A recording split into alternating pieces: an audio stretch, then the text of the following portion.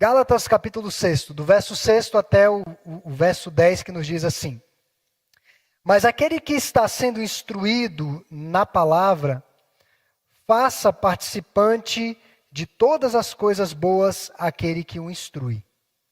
Não vos enganeis, de Deus não se zomba, pois aquilo que o homem semear, isso também ceifará. Porque o que semeia para a sua própria carne, da carne colherá corrupção, mas o que semeia para o Espírito, do Espírito colherá vida eterna. E não nos cansemos de fazer o bem, porque a seu tempo ceifaremos, se não desfalecermos. Por isso, enquanto tivermos oportunidade, façamos o bem a todos, mas principalmente aos da família da fé. Só até aqui. Meus irmãos, na semana passada eu acabei falando que Deus não espera de nós, em nossa peregrinação, a perfeição. Porque enquanto estamos nesse corpo de morte, não é possível chegarmos ao nível máximo da perfeição. Isso não significa que a santidade é um assunto que deve ser relegado a um segundo plano e um assunto sem importância e desnecessário. Deus sabe que nós não seremos perfeitos aqui nessa terra, mas nós estamos perseguindo um padrão, e o padrão é Cristo. Nós devemos nos igualar a Cristo, não aos outros irmãos. E nesse sentido, ele requer de nós quebrantamento, humildade e disposição renovada para o nosso caminhar. A santidade é tão vital na vida cristã que Paulo vai retomar essa temática no texto que nós acabamos de ler aqui. Esse texto fala a respeito da santidade na prática, e Paulo vai falar a respeito da lei da semeadura e da colheita. Então, aqui só a guisa de introdução, né? Deus estabeleceu e ordenou leis naturais e espirituais que estão em pleno funcionamento. Se você pegar uma caneta e soltar essa caneta, ela vai cair por uma lei chamada de lei da gravidade. Não adianta você pegar essa caneta, soltar no ar e dizer fique flutuando. Ela não vai flutuar. É a lei da gravidade. Então existem leis naturais e leis espirituais estabelecidas por Deus que estão em pleno funcionamento. Essas leis não podem ser alteradas por nós. Somente Deus tem o poder de alterá-las. E nós podemos citar o exemplo dos milagres de Jesus. Os irmãos viram há pouco, quem chegou aí, pouco antes das 6 horas, eu ali no caminho do Pistão, quando estava chegando aqui, chuva de granizo. Eu pensei que ia melhorar, a coisa ficou meio complicada, né? Aí a chuva apertou, e meu Deus, não vai parar de chover mais não. E aí eu até comentei com o presbítero Natanael antes de começar o culto. Se os irmãos ficarem em silêncio, não tem nem um pingo d'água. Nada. E eu não orei a Deus para parar, não mandei a chuva parar, que eu não estou doido, né? Para a chuva, não faço essas coisas. São leis que Deus estabeleceu. Os milagres de Jesus são exemplos claros de que quem tem poder para alterar essas leis é o Senhor. Nós temos o exemplo bíblico de Jesus acalmando uma tempestade em alto mar, que são tempestades extremamente violentas. E no mar não tem nada. Talvez uma âncora que nem chega ao fundo determinado local daquele mar. Ele estava em alto mar, o barco vindo a sossobrar, afundar, e o Senhor Jesus dormindo, acordam o Senhor Jesus dá uma palavra. E o texto bíblico diz que veio grande bonança, aquela tranquilidade, pela palavra do Senhor. Ele tem poder para alterar as leis naturais, andar por sobre as águas. Tente fazer isso quando você chegar em casa. Se você tiver piscina, vá andar sobre as águas. Mesmo que você tenha mais fé que Pedro, eu duvido muito que você vai conseguir fazer isso. Mas Jesus andou por sobre as águas. Ele acabou indo de um lugar para o outro sem caminhar, estava num lugar, apareceu em outro, operou diversos milagres na vida de pessoas, multiplicou pães e peixes. Como que pães e peixes vão ser multiplicados por uma oração e milhares? Não tem, irmãos. A lei natural é que os peixes têm que se reproduzir, você tem que pescar, e tem todo aquele processo de preparo. O pão você tem que preparar a massa, cozinhar, aí você vai conseguir ter uma quantidade maior. Mas o Senhor prova que somente Deus tem poder de alterar as leis naturais e espirituais. E a lei da semeadura é algo real, é algo ordinário. Basta se valer do bom senso e da observação, não precisa ser muito inteligente. O que plantamos, colhemos. Isso é fato, consumado. Nós temos aqui o presbítero Evaldo, que é um fazendeiro, e certamente quando ele prepara a terra e lança sobre a terra o feijão, ele não está esperando dentro de alguns meses ver uma lavoura de café. Não está louco. Ele pega a semente do feijão, a semente com tecnologia, devidamente preparada para aquele solo, para as intempéries, prepara o solo, lança a semente e ele espera colher feijão. Ele não vai esperar colher uma farta colheita de café. É a lei de causa e efeito. E essa lei vale para nós, irmãos. Nessa sessão, Paulo fala aos Gálatas da necessidade, né? Aqui tem 3 assuntos que ele vai tratar. No verso 6, ele fala da necessidade de recompensar aqueles que têm instruído a igreja na palavra do Senhor. Ele também vai falar da lei da semeadura. E, por fim, ele vai falar do não se cansar de fazer o bem. Sobre honrar os líderes fiéis, eu quero só fazer um destaque aqui inicialmente, né? Que ele inicia o texto aqui com uma conjunção adversativa. Porque no verso 5 ele diz, porque cada um levará o seu próprio fardo, mas, aquele que está sendo instruído na palavra, faça participante de todas as coisas boas aquele que o instrui. Só isso aqui daria um sermão bem grande. Porque Paulo é movido a escrever essa epístola para dizer que haviam falsos mestres ensinando ensinos ou trazendo ensinos à igreja que eram tortuosos, que levariam a igreja para um fim ruim.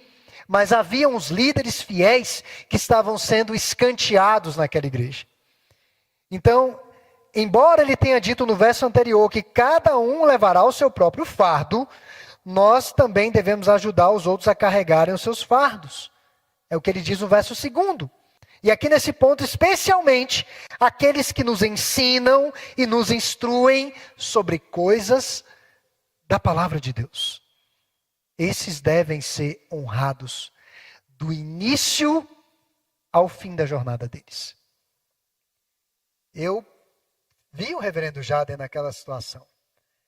E os irmãos acham que não corta o coração da gente ver um homem que tanto serviu a Deus numa situação daquela?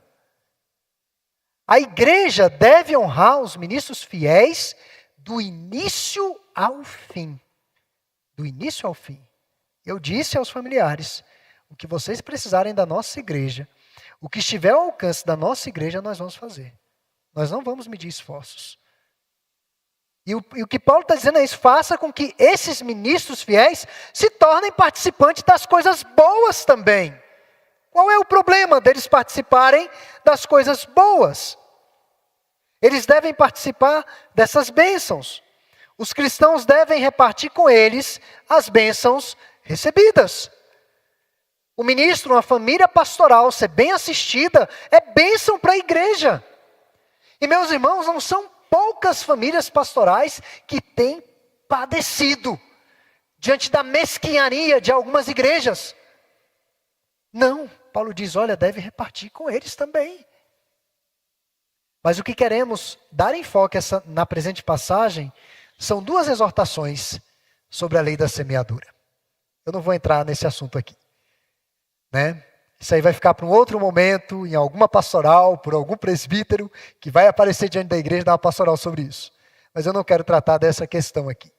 Eu quero falar a respeito da lei da semeadura em 2 exortações básicas. A primeira é, verso 7º e 8º, de Deus não se zomba.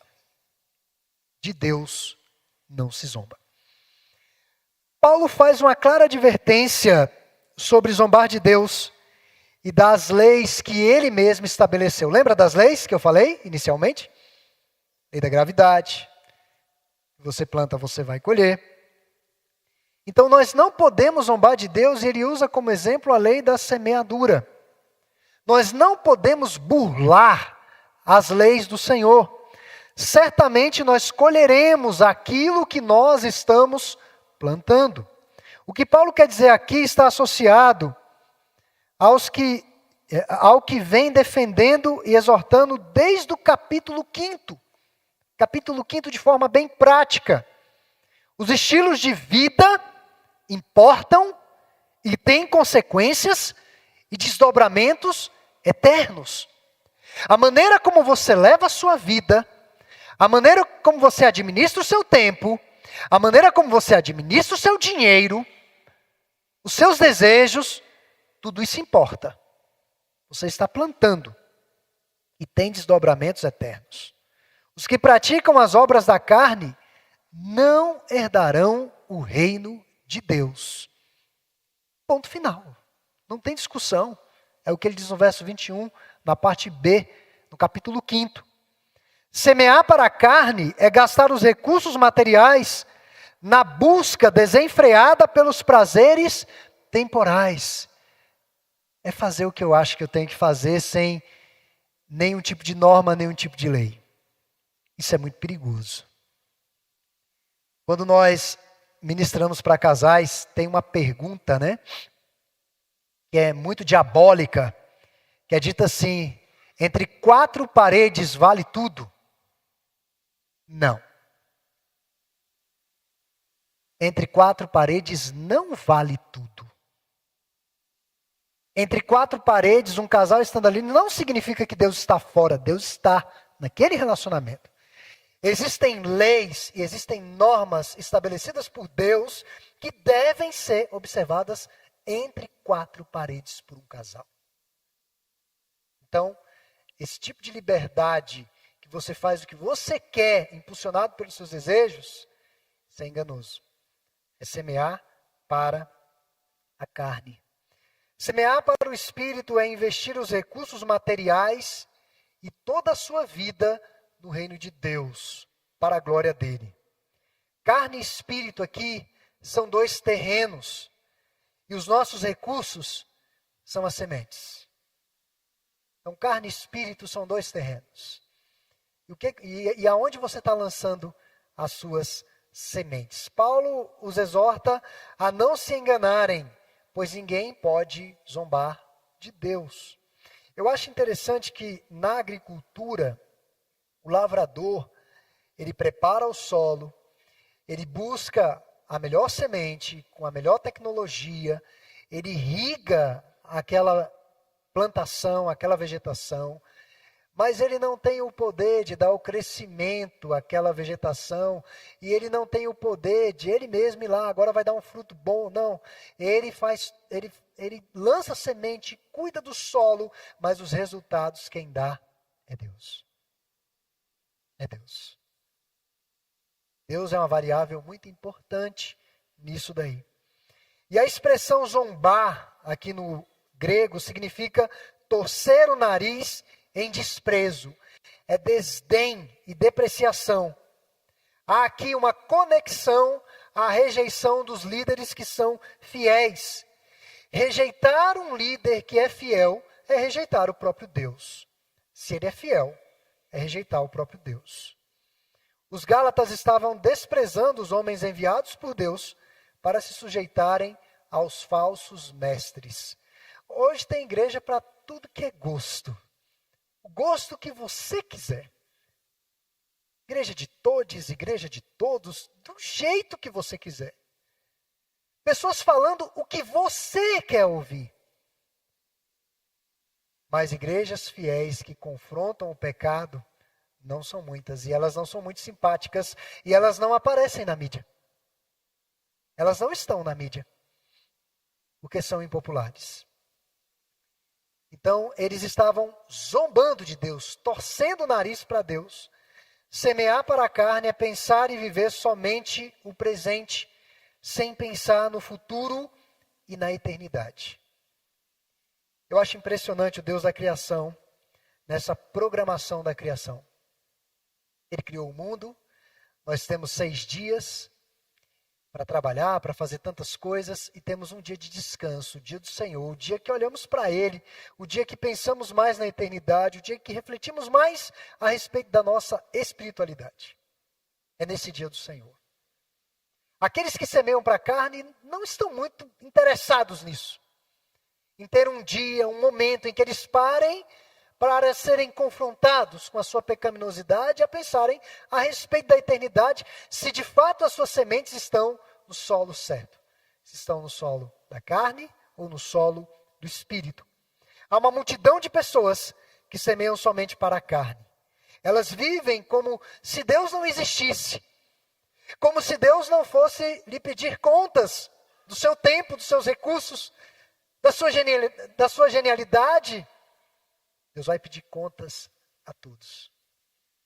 E quando morre alguém, essas pessoas entram em desespero.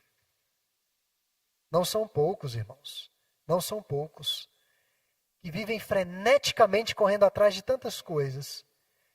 Morre um filho, morre um cônjuge, morre um pai, morre uma mãe. A pessoa toma um choque de realidade.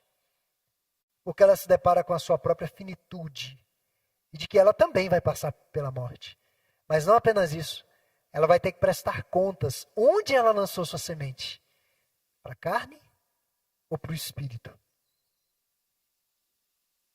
Essas pessoas que semeiam para a carne estão plantando sementes para uma colheita maldita. O resultado de uma vida assim é a ruína. É uma das expressões que Paulo vai utilizar aqui. Os que semeiam para a carne colherão a ruína. E no grego, essa expressão ruína é literalmente a imagem de um corpo que está num caixão em decomposição, em alta decomposição. Cheira mal. Não é algo bom de se ver. Definitivamente não. Principalmente se você não estiver preparado. São os que semeiam para a carne. O resultado é o oposto de vida, mas de perdição. Vivem longe de Deus, mas o pior de tudo, passarão a eternidade distante dele e da bondade dele. Semear para o Espírito é viver de acordo com a palavra de Deus. A vida eterna será proporcionada àqueles que creram no ressurreto pela graça e demonstraram fé. Eles demonstraram fé, investindo suas vidas na promoção do reino de Deus. Foi exatamente o que Abraão fez. Deus o chamou e disse: olha, Abraão, você vai para uma terra que eu ainda vou te mostrar. Ele deixou todas as suas seguranças, deixou os seus parentes, deixou tudo. E foi para uma terra que Deus ainda iria mostrar. Ele viveu pela fé. A vida eterna é resultado final de uma vida dedicada a Deus, inteira consagração a Deus. E a maneira como alguém usa os seus recursos materiais pode ser sim um indicativo real do estado do seu coração. Aqui vale um adendo importante, irmãos, importante. Jesus não chamou Satanás de Senhor. Jesus não chamou César de Senhor. Mas Jesus chamou o dinheiro de Senhor. Ele disse que ninguém pode servir a 2 senhores. A Deus e a Mamon, o Deus das riquezas. Porque em algum momento ele vai desagradar um desses 2 deuses. É impossível servir a 2 senhores. Está com o coração dividido. A avareza, a maneira como eu invisto os meus recursos, se for de forma avarenta, revela idolatria no meu coração. Um ídolo que precisa ser destronado. E um ídolo ruim de sair, viu, irmãos? É um ídolo ruinzinho de sair. São pessoas que não conseguem viver sem as férias naquele local específico. São pessoas que quando o dólar sobe, elas faltam enlouquecer, porque não terão os produtos que elas tanto consomem. São pessoas que não conseguem viver sem os luxos e as regalias deste mundo. Então, nós devemos observar a quem que nós estamos servindo. Mamon é rival do verdadeiro Deus. É possível viver bem, com conforto, com as dádivas que Deus tem dado, mas sabendo que essas dádivas não são os nossos deuses, não são os nossos ídolos. O nosso Deus é o Deus Todo-Poderoso. Então ninguém pode zombar de Deus. Onde estão sendo lançadas as nossas sementes? Elas estão sendo lançadas no espírito ou na carne? Segundo, além de não zombar de Deus, uma última exortação, versos 9 e 10, é continue o bom trabalho. Não pare. Semear boas sementes é um trabalho duro, muito difícil. Por isso precisamos da exortação. E não se cansem de fazer o bem. Sobre o dever cristão, John Brown, que é um teólogo inglês, escreveu o seguinte: todos os sacrifícios feitos, todas as privações às quais nos submetemos, todos os sofrimentos enfrentados, provenientes de um respeito à autoridade de Cristo, com vista à honra de Cristo, serão devidamente recompensados. Todos os sacrifícios feitos ao Senhor serão devidamente recompensados. Deus não é injusto para ficar esquecido do nosso labor e do nosso trabalho. Ele não é injusto. Não é muito difícil de nos cansarmos de fazer o bem. Ainda mais quando a colheita parece extremamente demorada. Uma das principais causas do desânimo na vida do crente é uma coisa chamada falta de resultado. Isso causa muito desânimo. A aparente demora em ver o resultado das coisas boas que você está fazendo. Você persevera em fazer o bem e você não tem o resultado esperado, no tempo esperado. Deus tem o seu tempo, o tempo dele. Deus tem a ocasião e o momento oportuno, devidamente apropriados. Os bons frutos do Senhor hão de aparecer. Se eles não aparecerem nesta vida, aparecerão na vida por vir. Não tem como, irmãos. Pode até ter como, mas existe uma determinada época do ano que há frutas que aparecem com mais abundância. Por exemplo, as mangas. Há um determinado período do ano que aqueles que têm chácaras estão fazendo um bota fora, porque as mangas caem, apodrecem, porque é o tempo das mangas. O preço delas baixa, do abacate, dos morangos, mas há determinados períodos do ano que esses frutos ficam um pouco mais escassos e um pouco mais caros. Quando eu vi um abacate com 1 quilo a quase R$40, eu falei, não é possível. Eu vi abacate no vizinho, vou pagar R$40 no quilo de abacate. Não, isso aí não tem como. Não tem como. Quase o preço de 1 quilo de carne. Não de picanha, é claro, né? Os irmãos sabem disso. Quase o preço de 1 quilo de carne. Falei, não dá. Mas há determinado tempo para que os frutos apareçam. Pode ter certeza. Se você está semeando para a vida, você vai colher vida. E se você está semeando para a morte, não se engane, ainda que não apareça a morte. Ainda que não apareça as consequências, porque atitude diante de Deus e vida, tipo, estilo de vida importam, sim senhor. Um dia vai aparecer. Meus irmãos, eu revelo a minha preocupação, e de púlpito vou falar isso aqui com todo amor àqueles que têm esse hábito. Bebida, irmãos. Cuidado com isso, bebida alcoólica. Cuidado com isso. Não brinque com isso. Não brinque. Há estudos que apontam que tem pessoas que têm uma tendência ao alcoolismo. Há pessoas que têm uma tendência a isso. Então não brinque. Não brinque com fogo. É o que você ensina para os seus filhos. Então, se você utiliza do álcool para as suas celebrações, você pode ter certeza que quando você tiver uma frustração, você pode se valer desse expediente. E o fim não vai ser muito bom. Então, atitudes importam. O que você está semeando para a sua vida? O que você está semeando para a sua espiritualidade? Os frutos têm o seu tempo para aparecer. O verso 10, ele diz, façamos o bem a todos. A certeza de que nós colheremos os frutos nos encoraja a prosseguirmos e a perseverarmos na piedade cristã. Ser cristão, ser piedoso, é muitas vezes sair na desvantagem em negócios. É muitas vezes perder batalhas deste mundo caído, mal e desajustado, de cabeça para baixo que nós vivemos. Hoje, literalmente, o poste mija no cachorro. Sei que é uma expressão pesada, mas é a verdade. As coisas estão invertidas. Ser piedoso é muitas vezes perder uma batalha. Mas nós estamos semeando para a vida. E esse façamos o bem a todos os homens nos encoraja a prosseguirmos nesse caminho. Façamos o bem em todas as oportunidades que o Senhor nos conceder. Quando a colheita chega, acaba a semeadura.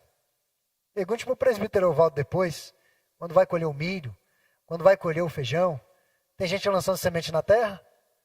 Tem. Não tem. Interessante que no Antigo Testamento, quando chegava o período da colheita, Deus estabeleceu uma festa, a festa do Pentecostes. No período da colheita era o período da festa, da celebração, da gratidão. Colheita de milho, descascar o milho e fazer a pamonha. E fazer o bolo. E fazer a canjica. Bom, são muitas delícias para esse horário. Mas é momento de festa. Haverá o tempo. Fazer o bem é semear. E ainda há tempo para isso. Mas o texto vai nos dizer que nós devemos ajudar prioritariamente aos cristãos. Mas havendo oportunidade, a todos. A todos que cruzarem o nosso caminho. Semear para o Espírito é viver para o inteiro agrado de Deus. Os namorados semeiam para o Espírito quando mantêm a pureza no namoro. Estão semeando para o Espírito. Eles vão colher lá na frente. Há um ditado na igreja, muito utilizado, que começa errado vai dar onde? Errado. Tudo que os nossos pais nos disseram. Então, semeie pureza no seu namoro. Recentemente me deparei com a situação de recepção de novos membros, namorados, mas bem avançados. Um morava numa casa, outro na outra. Foram ser recebidos, eu disse, não, você tem que casar. Ué, mas na igreja não tem namorados? Falei, tem, mas não do jeito que vocês estão aí. Desse jeito não. Vocês vão fazer o voto de castidade? Não, então, tem como não. Dá não. Então, semeie pureza. Uma pessoa semeia para o Espírito quando se coloca na posição de servir aos outros. Eu já contei para os irmãos essa ilustração de um pastor que foi pregar numa determinada igreja. E ele chegou no estacionamento, havia um diácono que o recebeu com muita atenção. Disse, pastor, o senhor quer que eu estacione o seu carro? O senhor quer que eu veja alguma vaga para o senhor? Não, pode deixar, deixa o carro aqui mesmo. Pastor, vou levá-lo até o pastor da igreja. E aquele diácono muito solícito levou até a igreja. O pastor perguntou o nome daquele diácono. E daí, quando ele foi conversar com o pastor da igreja, perguntou, mas aquele diácono fulano de tal, nossa, mas que diácono educado. Ele me acolheu com tanto carinho, com tanta, assim, impressionante a maneira como ele me tratou. Eu fiquei constrangido. Eu queria, assim, agradecer. E aí o pastor disse, olha, aquele diácono é juiz da cidade. Ele é juiz da cidade. Na semana ele está numa cadeira, em que ele está julgando diversas causas. E ele quer ser diácono, ele não quer ser presbítero, ele quer ser diácono, ele quer servir. Ele é sempre daquele jeito. Nós fomos chamados para servir. Isso é semear para o Espírito. Uma mulher semeia para o Espírito quando se reconcilia com o seu semelhante. Marido e mulher semeiam para o Espírito quando se arrependem do egoísmo e trabalham juntos e em parceria pelo bem da sua família. Acaba o egoísmo, mas eu vou trabalhar para o bem da minha família. Meus irmãos, e concluindo a nossa mensagem, um homem é livre para escolher, mas não para escolher as consequências do que ele escolhe. Pode escolher caminhar por sendas tortuosas, mas você não vai escolher as consequências, você não consegue mensurar isso. Ações têm consequências.